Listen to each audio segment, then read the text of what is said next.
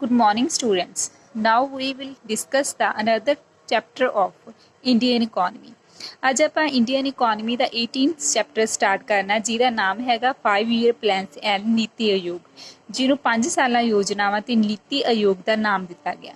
ਅੱਜ ਆਪਾਂ ਉਹਦਾ ਫਰਸਟ ਟੌਪਿਕ ਡਿਸਕਸ ਕਰਾਂਗੇ। ਠੀਕ ਹੈ, ਆਪਾਂ ਨੂੰ ਪਤਾ ਵੀ ਆਜ਼ਾਦੀ ਜਦੋਂ ਮਿਲੀ ਆ on the Eve of independence, ਪਿਛਲੇ ਚੈਪਟਰ ਦੇ ਵਿੱਚ ਪੜ੍ਹ ਚੁੱਕੇ ਹਾਂ ਕਿ ਆਪਣਾ ਦੇਸ਼ ਪੂਰੀ ਤਰ੍ਹਾਂ ਪਛੜ ਗਿਆ ਸੀ। ਠੀਕ ਹੈ, ਉਹ ਅੰਡਰ ਡਿਵੈਲਪਡ ਸੀਗਾ, ਕੋਈ ਵੀ ਸੈਕਟਰ ਇਹੋ ਜਿਹੀ ਗਰੋਥ ਨਹੀਂ ਕਰ ਪਾਇਆ ਸੀ ਕਿ ਵੀ ਦੇਸ਼ ਨੂੰ ਜਿਹਦੇ ਨਾਲ ਲਾਭ ਹੋ ਸਕੇ। ਠੀਕ ਹੈ, ਸਾਰੇ ਸੈਕਟਰਸ ਆਪਾਂ ਕਹਿ ਸਕਦੇ ਆ ਵੀ ਡਾਊਨ ਸਿਚੁਏਸ਼ਨ ਦੇ ਵਿੱਚ ਚੱਲ ਰਹੇ ਸੀਗੇ। ਸੋ ਕੀ ਕਹਿੰਦੇ ਆ ਵੀ ਆਫਟਰ ਸੀਮਿੰਗ ਆ new down of independence on the 15 ਅਗਸਤ 1947, ਕਹਿੰਦੇ 15 ਅਗਸਤ ਨੂੰ ਉਹਨਾਂ ਨੇ ਇੱਕ ਨਵੀਂ ਆਜ਼ਾਦੀ ਦੀ ਸਵੇਰ ਦੇਖੀ। ਠੀਕ ਹੈ, ਉਸ ਸਮੇਂ ਪਹਿਲੇ ਪ੍ਰਧਾਨ ਮੰਤਰੀ ਸੀ ਜੋ ਪੰਡਿਤ ਜਵਾਹਰ ਲਾਲ ਨਹਿਰੂ ਸੀ। ਠੀਕ ਹੈ, ਇਹ ਤੁਸੀਂ ਯਾਦ ਰੱਖਣਾ। ਪੰਡਿਤ ਜਵਾਹਰ ਲਾਲ ਨਹਿਰੂ ਤੇ ਉਹਨਾਂ ਦੇ ਨਾਲ ਹੋਰ ਵੀ ਇਹੋ ਜਿਹੇ ਲੀਡਰ ਸੀ। ਠੀਕ ਹੈ, ਜਿਨ੍ਹਾਂ ਨੇ ਕਿਹਾ ਵੀ ਆਪਾਂ ਹੁਣ ਦੇਸ਼ ਦੀ ਸ਼ੁਰੂਆਤ ਕਰਨੀ ਆ, ਨਵੇਂ ਸਿਰੇ ਤੋਂ ਸ਼ੁਰੂਆਤ ਕਰਨੀ ਆ। ਦੇ decided that India wood B ਆ ਸੋਸ਼ਲਿਸਟ ਸੁਸਾਇਟੀ। ਕਹਿੰਦੇ ਉਹ ਚਾਹੁੰਦੇ ਸੀ ਕਿ ਵੀ ਆਪਣਾ ਜਿਹੜਾ ਭਾਰਤ ਹੈ ਇੱਕ ਸਮਾਜਿਕ ਸੰਸਥਾ ਹੋਵੇਗੀ। ਠੀਕ ਹੈ, ਜਿਹਦੇ ਵਿੱਚ ਕੀ ਹੈ ਜਿਹੜਾ ਪਬਲਿਕ ਖੇਤਰ ਆ, ਸਟਰੋਂਗ ਪਬਲਿਕ ਸੈਕਟਰ, ਮਤਲਬ ਜਿਹੜਾ ਪਬਲਿਕ ਸੈਕਟਰ ਆ ਉਹ ਤਾਕਤਵਰ ਹੋਵੇ, ਨਾਲ ਦੀ ਨਾਲ ਜਿਹੜਾ ਪ੍ਰਾਈਵੇਟ ਪ੍ਰਾਪਰਟੀ ਹੈ, ਠੀਕ ਹੈ, ਨਿੱਜੀ ਸੈਕਟਰ ਆ ਉਹ ਵੀ ਸਟਰੋਂਗ ਹੋਣ। ਠੀਕ ਹੈ, ਇਸ ਤੋਂ ਬਿਨਾਂ ਕਿ ਲੋਕਤੰਤਰ ਹੋਵੇ, ਮਤਲਬ ਲੋਕਾਂ ਦੁਆਰਾ ਸਰਕਾਰਾਂ ਚੁਣੀਆਂ ਜਾਣ। ਇਹਨਾਂ ਸਾਰੇ ਕੀ ਆ, ਇਹਨਾਂ ਕੋਲ ਆਬਜੈਕਟ ਨੂੰ ਪੂਰਾ ਕਰਨ ਦੇ ਲਈ ਉਹਨਾਂ ਨੇ ਕੀ ਫੈਸਲਾ ਲਿਆ ਕਿ ਉਹਨਾਂ ਨੇ 1950 ਦੇ ਵਿੱਚ ਇੱਕ ਪਲੈਨਿੰਗ ਕਮਿਸ਼ਨ ਬਣਾਇਆ ਜਿਹਨੂੰ ਯੋਜਨਾ ਆਯੋਗ ਕਿਹਾ ਜਾਂਦਾ। ਠੀਕ ਹੈ, ਜਿਹਦੇ ਚੇਅਰਮੈਨ ਸੀਗੇ ਪੰਡਿਤ ਜਵਾਹਰ ਲਾਲ ਨਹਿਰੂ। ਠੀਕ ਹੈ, PM ਸੀਗੇ ਜੋ ਉਸ ਸਮੇਂ, ਉਹਨਾਂ ਨੂੰ ਚੇਅਰਮੈਨ ਨਿਯੁਕਤ ਕੀਤਾ ਗਿਆ। ਠੀਕ ਹੈ, ਇਸ ਤੋਂ ਬਾਅਦ ਕਹਿੰਦੇ 1950 ਵਿੱਚ ਜਦੋਂ ਪਲੈਨਿੰਗ ਕਮਿਸ਼ਨ ਬਣਾਇਆ ਗਿਆ ਤਾਂ ਕੀ ਸੀ, ਕਹਿੰਦੇ 5 ਈਅਰ ਪਲਾਨਸ ਚੱਲਣੇ ਸ਼ੁਰੂ ਹੋ ਗਏ। ਜਦੋਂ ਪਲੈਨਿੰਗ ਕਮਿਸ਼ਨ ਬਣਾਇਆ, ਠੀਕ ਹੈ, ਉਦੋਂ 1950 ਤੋਂ ਬਾਅਦ 1955 ਤੱਕ, ਠੀਕ ਹੈ, ਇੱਦਾਂ ਹੀ 5 ਸਾਲਾਂ ਦੇ ਕੀ ਆ 5 ਈਅਰਸ ਪਲਾਨ ਬਣਨ ਲੱਗੇ।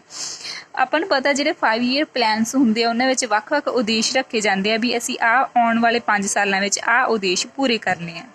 ਸੋ ਕੀ ਸੀਗਾ, ਆਪਣੇ ਇੰਡੀਆ ਦੇ ਉਹਨਾਂ ਨੇ ਅਡੋਪਟ ਕੀਤੀ ਮਿਕਸਡ ਇਕੋਨਮੀ, ਜਿਹਨੂੰ ਮਿਸ਼ਰਤ ਅਰਥ ਵਿਵਸਥਾ ਕਿਹਾ ਜਾਂਦਾ, for the development of economic, ਆਪਣੀ ਇਕੋਨਮੀ ਦੀ ਡਿਵੈਲਪਮੈਂਟ ਲਈ ਉਹਨਾਂ ਦਾ ਟੀਚਾ ਰੱਖਿਆ ਗਿਆ। ਠੀਕ ਹੈ, ਸੋ ਮਿਕਸਡ ਇਕੋਨਮੀ ਉਹ ਚਾਹੁੰਦੇ ਸੀਗੇ। ਇਸ ਤੋਂ ਅੱਗੇ ਆਪਾਂ ਗੱਲ ਕਰਦੇ ਹਾਂ ਵੀ ਜਿਹੜਾ ਇਕਨੋਮਿਕ ਸਿਸਟਮ ਆ ਉਹ ਕਿੰਨੇ ਤਰ੍ਹਾਂ ਦਾ ਹੁੰਦਾ।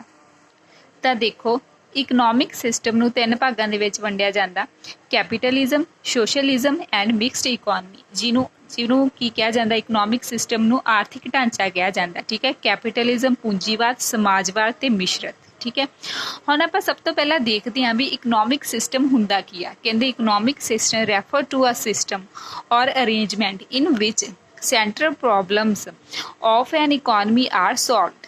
ਕਹਿੰਦੇ ਕਿਸੇ ਵੀ ਦੇਸ਼ ਵਿੱਚ ਬਹੁਤ ਸਾਰੀਆਂ ਪ੍ਰੋਬਲਮਸ ਹੁੰਦੀਆਂ, ਠੀਕ ਹੈ, ਜਿਹੜੀਆਂ ਕੇਂਦਰੀ ਸਮੱਸਿਆਵਾਂ ਜਿਹਨੂੰ ਕਿਹਾ ਜਾਂਦਾ। ਕਹਿੰਦੇ ਇਕਨੋਮਿਕ ਸਿਸਟਮ ਇੱਕ ਇਹੋ ਜਿਹਾ ਸਿਸਟਮ ਆ ਜਿਹਦੇ ਵਿੱਚ ਇਹ ਸਾਰੀਆਂ ਸਮੱਸਿਆਵਾਂ ਨੂੰ ਕੀ ਆ ਸੋਲਵ ਕੀਤਾ ਜਾਂਦਾ। ਠੀਕ ਹੈ, ਉਹ ਸਮੱਸਿਆਵਾਂ ਕੀ ਹੋ ਸਕਦੀਆਂ, ਦੇਖੋ ਇਹ ਬਹੁਤ ਇੰਪੋਰਟੈਂਟ ਆ। ਦੇਖੋ, ਪਹਿਲੀਆਂ ਜਿਹੜੀ ਕੇਂਦਰੀ ਸਮੱਸਿਆਵਾਂ ਇਹਨੂੰ ਕਿਹਾ ਜਾਂਦਾ, ਸੈਂਟਰਲ ਪ੍ਰੋਬਲਮਸ ਇਹਨਾਂ ਨੂੰ ਕਿਹਾ ਜਾਂਦਾ। ਦੇਖੋ, ਫਸਟ ਹੈਗੀ ਆ what to produce and how much to produce. ਕਹਿੰਦੇ ਇਹ ਫੈਸਲਾ ਲਿਆ ਜਾਂਦਾ ਵੀ ਕਿੰਨਾ ਚੀਜ਼ਾਂ ਦਾ ਉਤਪਾਦਨ ਕੀਤਾ ਜਾਵੇ ਤੇ ਕਿੰਨੀ ਮਾਤਰਾ ਦੇ ਵਿੱਚ ਕੀਤਾ ਜਾਵੇ। ਠੀਕ ਹੈ, ਇਹ ਪ੍ਰੋਬਲਮ ਹੁੰਦੀ ਹੈ ਇਕੋਨਮੀ ਦੀ। ਇਸ ਤੋਂ ਅੱਗੇ ਹਾਊ ਟੂ ਪ੍ਰੋਡਿਊਸ, ਕਹਿੰਦੇ ਹਾਊ ਟੂ ਪ੍ਰੋਡਿਊਸ ਮਤਲਬ ਜਿਹਨਾਂ ਚੀਜ਼ਾਂ ਨੂੰ ਆਪਾਂ ਪ੍ਰੋਡਿਊਸ ਕਰਨਾ ਉਹਨਾਂ ਨੂੰ ਕਿਹੋ ਜਿਹੀ ਟੈਕਨੀਕ ਰੱਖਣੀ ਆ, ਉਹਨੂੰ ਕੀ ਆ ਜਿਹੜੇ ਉਹਦੇ ਵਿੱਚ ਆਪਾਂ ਲੇਬਰ ਜ਼ਿਆਦਾ ਯੂਜ਼ ਕਰਨੀ ਆ ਜਾਂ ਮਸ਼ੀਨਰੀ ਜ਼ਿਆਦਾ ਯੂਜ਼ ਕਰਨੀ ਆ। ਇਸ ਤੋਂ ਬਿਨਾਂ ਫॉर ਵੈਨ ਟੂ ਪ੍ਰੋਡਿਊਸ, ਕਹਿੰਦੇ ਕਿਦੋਂ ਪ੍ਰੋਡਿਊਸ ਕਰਨੀਆਂ ਚੀਜ਼ਾਂ, ਕਿਸ ਵੇਲੇ, ਠੀਕ ਹੈ, ਉਤਪਾਦਨ ਕਰਨਾ ਉਹਨਾਂ ਦਾ। ਠੀਕ ਹੈ, ਉਹਨਾਂ ਦਾ ਫੈਸਲਾ ਲਿਆ ਜਾਂਦਾ। ਇਹ 3 ਪ੍ਰੋਬਲਮ ਆ ਜਿਨ੍ਹਾਂ ਦੇ ਵਿੱਚ ਸੋਲਵ ਕੀਤੀਆਂ ਜਾਂਦੀਆਂ, ਉਹਨੂੰ ਇਕਨੋਮਿਕ ਸਿਸਟਮ ਕਿਹਾ ਜਾਂਦਾ। ਇਸ ਤੋਂ ਅੱਗੇ ਆਪਾਂ ਫਸਟ ਦੇਖਦੇ ਹਾਂ ਕਿ ਪਲੈਨਿੰਗ ਇਨ ਕੈਪੀਟਲਿਸਟਿਕ ਇਕੋਨਮੀ, ਪੂੰਜੀਵਾਦੀ ਅਰਥ ਵਿਵਸਥਾ ਦੇ ਵਿੱਚ ਯੋਜਨਾਬੰਦੀ ਕਿਵੇਂ ਕੀਤੀ ਜਾਂਦੀ ਆ। ਕਹਿੰਦੇ ਕੈਪੀਟਲਿਸਟ ਇਕੋਨਮੀ ਡਿਪੈਂਡਸ, ਕਿਹਦੇ ਉੱਪਰ ਡਿਪੈਂਡ ਕਰਦੀ ਹੈ ਜਿਹੜੀ ਕੈਪੀਟਲਿਸਟਿਕ ਜਾਂ ਫਿਰ ਪੂੰਜੀਵਾਦੀ ਅਰਥ ਵਿਵਸਥਾ ਹੁੰਦੀ ਹੈ। ਕਹਿੰਦੇ ਉਹਦੇ ਵਿੱਚ 2 ਮਾਰਕੀਟ ਫੋਰਸਿਸ ਹੁੰਦੀਆਂ, 2 ਬਾਜ਼ਾਰ ਦੀਆਂ ਸ਼ਕਤੀਆਂ ਹੁੰਦੀਆਂ, ਇੱਕ ਕੀ ਸਪਲਾਈ ਤੇ ਇੱਕ ਡਿਮਾਂਡ। ਕਹਿੰਦੇ ਆਪਸ ਦੇ ਵਿੱਚ ਉਹ ਕੀ ਆ ਇਹੋ ਜਿਹੇ ਢੰਗ ਨਾਲ ਕੰਮ ਕਰਦੀਆਂ ਕਿ ਉਹ ਆਪਣੇ ਆਪ ਇਕੁਇਲਿਬਰੀਅਮ ਦੇ ਵਿੱਚ ਆ ਜਾਂਦੀਆਂ। ਇਸ ਤੋਂ ਬਿਨਾਂ ਕਹਿੰਦੇ ਕੈਪੀਟਲਿਸਟ ਇਕੋਨਮੀ ਦੇ ਵਿੱਚ ਉਹੀ ਚੀਜ਼ਾਂ ਪ੍ਰੋਡਿਊਸ ਕੀਤੀਆਂ ਜਾਂਦੀਆਂ ਜਿਨ੍ਹਾਂ ਦੀ ਡਿਮਾਂਡ ਵੱਧ ਹੋ ਜਾਂਦੀ ਹੈ। ਠੀਕ ਹੈ, ਇਹਦੇ ਵਿੱਚ ਮੁੱਖ ਉਦੇਸ਼ ਕੀ ਹੁੰਦਾ ਕਿ ਪ੍ਰੋਫਿਟ ਨੂੰ ਮੈਕਸੀਮਾਈਜ਼ ਕਰਨਾ। ਠੀਕ ਹੈ, ਹੁਣ ਦੇਖੋ area of state intervention in is limited to. ਠੀਕ ਹੈ, ਕਹਿੰਦੇ ਜਿਹੜੇ ਸਟੇਟ ਦੀ ਇੰਟਰਵੈਂਸ਼ਨ ਆ ਮਤਲਬ ਜਿਹੜੀ ਸਰਕਾਰ ਵਗੈਰਾ ਉਹਦੀ ਦਖਲ ਅੰਦਾਜ਼ੀ ਲਿਮਟਡ ਹੁੰਦੀ ਹੈ। ਇਹਦੇ ਵਿੱਚ ਜ਼ਿਆਦਾਤਰ ਕਿਹਦੇ ਵਿੱਚ ਕੈਪੀਟਲਿਸਟ ਇਕੋਨਮੀ ਦੇ ਵਿੱਚ ਸਰਕਾਰ ਦਖਲ ਨਹੀਂ ਦਿੰਦੀ। ਕਦੋਂ ਦਖਲ ਦਿੰਦੀ ਹੈ? ਕਹਿੰਦੇ ਫਾਰਮੇਸ਼ਨ ਆਫ ਪਲਾਨ, ਜਦੋਂ ਪਲਾਨ ਬਣਾਏ ਜਾਂਦੇ ਆ, ਜਾਂ ਅਡਾਪਸ਼ਨ ਆਫ ਇਨਡਾਇਰੈਕਟ ਕੰਟਰੋਲ, ਜਾਂ ਫਿਰ ਜਿਹੜੇ ਅਸਿੱਧੇ ਕੰਟਰੋਲ ਨੂੰ ਅਪਣਾਏ ਜਾਂਦੇ ਆ ਉਦੋਂ ਸਰਕਾਰ ਦੀ ਕੀ ਆ ਇੰਟਰਵੈਂਸ਼ਨ ਹੁੰਦੀ ਆ। ਠੀਕ ਹੈ, ਇਸ ਤੋਂ ਬਿਨਾਂ ਇਹਦੇ ਵਿੱਚ ਕੀ ਕਹਿੰਦੇ ਜਿਹੜੀ ਸਟੇਟ ਆ ਜਾਂ ਗਵਰਨਮੈਂਟ ਉਹਦੀ ਦਖਲ ਦਿੰਦੀ ਹੈ, ਜਾਂ ਤਾਂ ਫਿਰ ਉਹ ਗਾਈਡਲਾਈਨਸ ਦਿੰਦੀ ਆ। ਠੀਕ ਹੈ, ਸਿਰਫ ਗਾਈਡਲਾਈਨਸ ਦਿੱਤੀਆਂ ਜਾਂਦੀਆਂ ਕੈਪੀਟਲਿਸਟਿਕ ਇਕੋਨਮੀ ਦੇ ਵਿੱਚ, ਉਹ ਡਾਇਰੈਕਸ਼ਨਸ ਨਹੀਂ ਦੇ ਸਕਦੀ। ਠੀਕ ਹੈ, ਇਹਨੂੰ ਕੀ ਕਹਿੰਦੇ ਕੈਪੀਟਲਿਸਟਿਕ ਇਕੋਨਮੀ ਕਿਹਾ ਜਾਂਦਾ। ਇਸ ਤੋਂ ਅੱਗੇ ਆਪਾਂ ਪੜ੍ਹਦੇ ਹਾਂ ਪਲੈਨਿੰਗ ਇਨ ਸੋਸ਼ਲਿਸਟ ਇਕੋਨਮੀ। ਸਮਾਜਿਕ ਅਰਥ ਵਿਵਸਥਾ ਵਿੱਚ ਯੋਜਨਾਬੰਦੀ ਕੀ ਹੁੰਦੀ ਹੈ? ਕਹਿੰਦੇ socialist economics is a system in which all decisions are taken by the government। ਕਹਿੰਦੇ ਸੋਸ਼ਲਿਸਟ ਇਕੋਨਮੀ ਉਹ ਇਕੋਨਮੀ ਹੁੰਦੀ ਆ ਸਮਾਜਿਕ ਅਰਥ ਵਿਵਸਥਾ ਇੱਕ ਉਹ ਅਰਥ ਵਿਵਸਥਾ ਹੁੰਦੀ ਹੈ ਜਿਹਦੇ ਵਿੱਚ ਸਾਰੇ ਤਰ੍ਹਾਂ ਦੇ ਫੈਸਲੇ ਗਵਰਨਮੈਂਟ ਦੁਆਰਾ ਲਗਾਏ ਜਾਂਦੇ। ਠੀਕ ਹੈ, ਇਹਦੇ ਵਿੱਚ ਪ੍ਰਾਈਵੇਟ ਸੈਕਟਰ ਦਾ ਕੋਈ ਹੱਥ ਨਹੀਂ ਹੁੰਦਾ। ਠੀਕ ਹੈ, ਸਾਰੇ ਡਿਸੀਜ਼ਨਸ ਆ ਗਵਰਨਮੈਂਟ ਦੁਆਰਾ ਲਏ ਜਾਂਦੇ ਆ। ਕਹਿੰਦੇ ਇਹਦੀ ਜਿਹੜੇ ਗੁੱਡਸ ਦੀ ਪ੍ਰੋਡਕਸ਼ਨ ਉਹਨਾਂ ਗੁੱਡਸ ਦੀ ਪ੍ਰੋਡਕਸ਼ਨ ਜ਼ਿਆਦਾ ਕੀਤੀ ਜਾਂਦੀ ਹੈ ਜਿਹਦੇ ਨਾਲ ਸਿਰਫ ਕੀ ਆ ਜਿਹੜੀ ਆਪਣੇ ਸਮਾਜਿਕ ਕਲਿਆਣ ਦੇ ਲਈ ਜ਼ਰੂਰੀ ਹੁੰਦੀਆਂ। ਠੀਕ ਹੈ, ਇਹਨਾਂ ਦਾ ਮੇਨ ਆਬਜੈਕਟ ਕੀ ਹੁੰਦਾ? ਸਮਾਜ ਦਾ ਕਲਿਆਣ ਕਰਨਾ। ਆਪਾਂ ਨੂੰ ਪਤਾ ਜਿੱਥੇ ਗਵਰਨਮੈਂਟ ਆ ਗਈ, ਗਵਰਨਮੈਂਟ ਦੇ ਨਾਲ ਕੀ ਆ ਸਮਾਜ ਜੁੜਿਆ ਹੋ, ਤੇ ਸਮਾਜ ਦੇ ਨਾਲ ਕੀ ਜੁੜਿਆ ਹੁੰਦਾ? ਉਹਦਾ ਵੈਲਫੇਅਰ, ਉਹਦਾ ਕਲਿਆਣ। ਸੋ ਆਪਾਂ ਕਹਿ ਸਕਦੇ ਹਾਂ ਵੀ ਜਿਹੜੀ ਸੋਸ਼ਲਿਸਟ ਇਕੋਨਮੀ ਆ ਉਹਦੇ ਵਿੱਚ ਕੀ ਆ ਸਮਾਜਿਕ ਕਲਿਆਣ ਨੂੰ ਮੇਨ ਆਬਜੈਕਟ ਮੰਨਿਆ ਜਾਂਦਾ। ਇਸ ਤੋਂ ਅੱਗੇ ਆ ਲਾਸਟ ਵਨ ਪਲੈਨਿੰਗ ਇਨ ਆ ਮਿਕਸਡ ਡੈਮੋਕ੍ਰੇਟਿਕ ਇਕੋਨਮੀ। ਮਿਸ਼ਰਤ ਅਰਥ ਵਿਵਸਥਾ ਵਿੱਚ ਯੋਜਨਾਬੰਦੀ। ਹੁਣ ਦੇਖੋ ਮਿਸ਼ਰਤ ਮਤਲਬ ਮਿਕਸਡ, ਇਹਦੇ ਵਿੱਚ ਕੁਛ ਮਿਕਸ ਹੋਇਆ। ਆਪਾਂ ਕਿਹਨੂੰ ਮਿਕਸ ਕੀਤਾ? ਇਹਦੇ ਵਿੱਚ ਦੋਨੇ ਸੈਕਟਰ ਹੁੰਦੇ ਆ, ਪਬਲਿਕ ਸੈਕਟਰ ਵੀ ਹੁੰਦੇ ਆ, ਪ੍ਰਾਈਵੇਟ ਵੀ ਸੈਕਟਰ ਹੁੰਦੇ ਆ।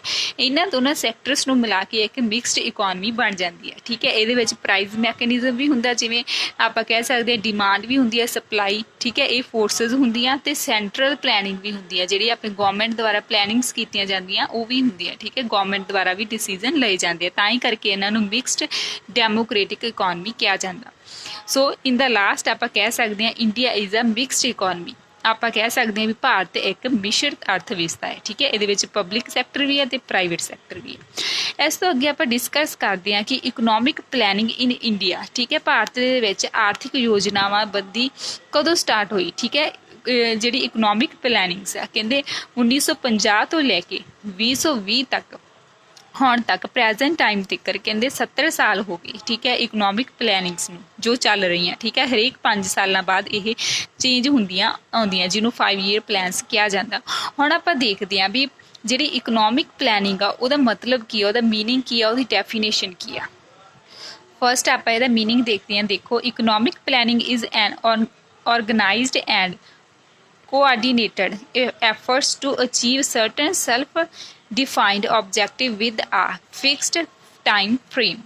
ਕਹਿੰਦੇ ਇਕਨੋਮਿਕ ਪਲੈਨਿੰਗ ਇੱਕ ਤਰ੍ਹਾਂ ਦੇ ਨਾਲ ਔਰਗਨਾਈਜ਼ਡ ਮਤਲਬ ਆਯੋਜਿਤ ਕੀਤੀ ਹੋਈ ਇਹੋ ਜਿਹੀ ਕਹਿੰਦੇ ਪਲੈਨਿੰਗ ਹੁੰਦੀ ਆ, ਜਾਂ ਕੋਆਰਡੀਨੇਸ਼ਨ ਹੁੰਦਾ, ਇਹੋ ਜਿਹਾ ਤਾਲਮੇਲ ਹੁੰਦਾ ਜਿਹਦੇ ਨਾਲ ਇਹੋ ਜਿਹੇ ਐਫਰਟਸ ਕਰਕੇ ਇਕਨੋਮਿਕ ਜਿਹੜੇ ਕੋਈ ਵੀ ਆਬਜੈਕਟ ਹੁੰਦੇ ਆ ਉਦੇਸ਼ਾਂ ਨੂੰ ਪੂਰਾ ਕੀਤਾ ਜਾਂਦਾ ਇੱਕ ਫਿਕਸਡ ਟਾਈਮ ਪੀਰੀਅਡ ਦੇ ਵਿੱਚ। ਕਾਹਦੇ ਨਾਲ? ਕਹਿੰਦੇ ਇਹਦੇ ਵਿੱਚ ਕੀ ਆ ਜਿਹੜੇ ਸਮਾਜ ਦੇ ਜਿਹੜੇ ਰਿਸੋਰਸਿਸ ਹੁੰਦੇ ਆ, ਸਾਧਨ ਹੁੰਦੇ ਆ, ਉਹਨਾਂ ਦੀ ਉੱਚਿਤ ਢੰਗ ਦੇ ਨਾਲ ਵਰਤੋਂ ਕੀਤੀ ਜਾਂਦੀ ਹੈ। ਠੀਕ ਹੈ, ਯੂਟੀਲਾਈਜੇਸ਼ਨ ਕੀਤੀ ਜਾਂਦੀ ਆ, ਤਾਂ ਕਿ ਇਸ ਤਰ੍ਹਾਂ ਯੂਟੀਲਾਈਜ਼ ਕੀਤੇ ਜਾਂਦੇ ਆ ਜਿਹੜੇ ਇਕਨੋਮਿਕ ਆਪਾਂ ਜਾਂ ਕਮਿਊਨਿਟੀ ਰਿਸੋਰਸਿਸ ਇਸ ਤਰ੍ਹਾਂ ਦੇ ਨਾਲ ਯੂਜ਼ ਕੀਤੇ ਜਾਂਦੇ ਆ ਕਿ ਵੱਧ ਤੋਂ ਵੱਧ ਜਿਹੜਾ ਸਮਾਜਿਕ ਕਲਿਆਣ ਹੁੰਦਾ ਹੈ। ਠੀਕ ਹੈ, ਦੇਖੋ ਆਰਥਿਕ ਯੋਜਨਾਬੰਦੀ ਦਾ ਅਰਥ ਹੈ ਕਿ ਦੇਸ਼ ਦੇ ਸਰੋਤਾਂ ਨੂੰ ਵੱਖ-ਵੱਖ ਵਿਕਾਸ ਦੇ ਕਾਰਜਾਂ ਵਿੱਚ ਦੇਸ਼ ਦੀ ਤਰਜੀਹ ਅਨੁਸਾਰ ਪ੍ਰਯੋਗ ਕਰਨਾ। ਮਤਲਬ ਜਿੰਨੇ ਦੇਸ਼ ਦੇ ਕੋਲ ਰਿਸੋਰਸਿਸ ਹੁੰਦੇ ਆ ਉਹਨਾਂ ਨੂੰ ਇਸ ਤਰ੍ਹਾਂ ਯੂਜ਼ ਕਰਨਾ ਕਿ ਵੱਖ-ਵੱਖ ਜਿਹੜੇ ਆਪਣੇ ਸੈਕਟਰ ਆ ਜਾਂ ਵੱਖ-ਵੱਖ ਸਰੋਤਾਂ ਨੂੰ ਇਸ ਤਰ੍ਹਾਂ